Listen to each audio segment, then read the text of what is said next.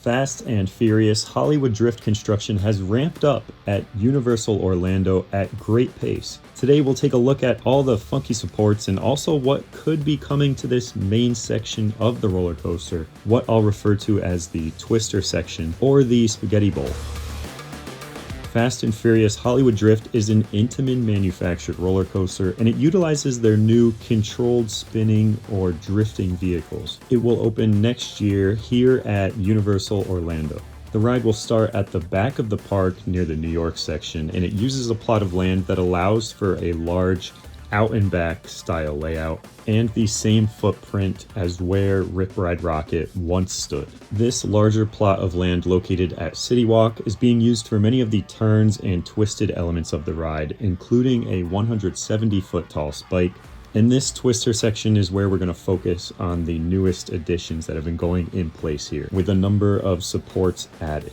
My previous video goes into some more details of what we could expect out of the station and brakes and the layout as a whole, so that's also worth watching first.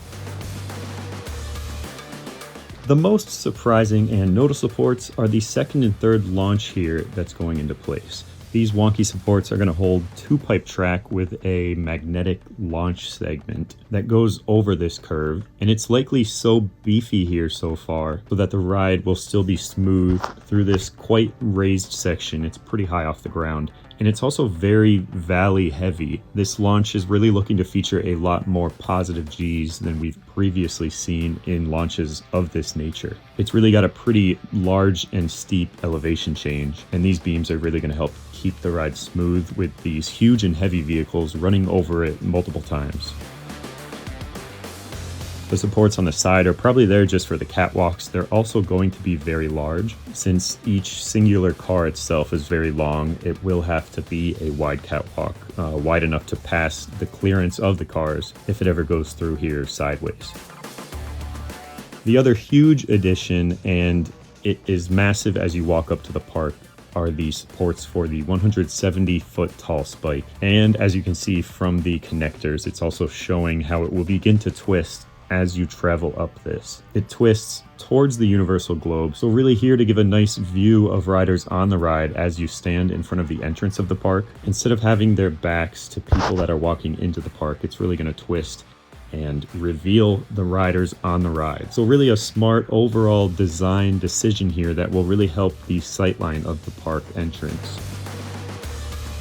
And then before all of this, double launch and spike is where we'll likely have a mid-course brake run. It's going to be required somewhere down in this twister section to help with capacity and running multiple trains. It is needed. The block zones have to be blocked out by a brake here, or you wouldn't be able to dispatch the next train quick enough. And if you look at the footers, it could be placed right over this maintenance type shed here, turning riders into the multi-launch right after.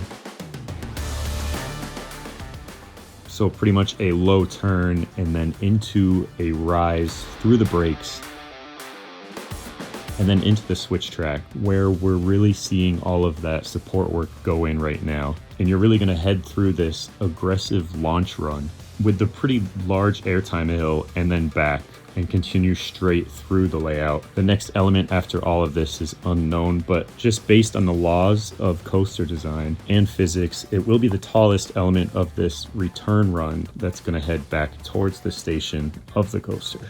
That will pretty much do it from the additions that have been going on as of recent. I know that the simulation supports don't match the supports in the photo just yet, and that is just because the track shape isn't complete yet. So once it becomes more built and permanent, those supports will reflect it as we build this simulation together. And as always, thank you for watching. That is it, and until next time, see ya.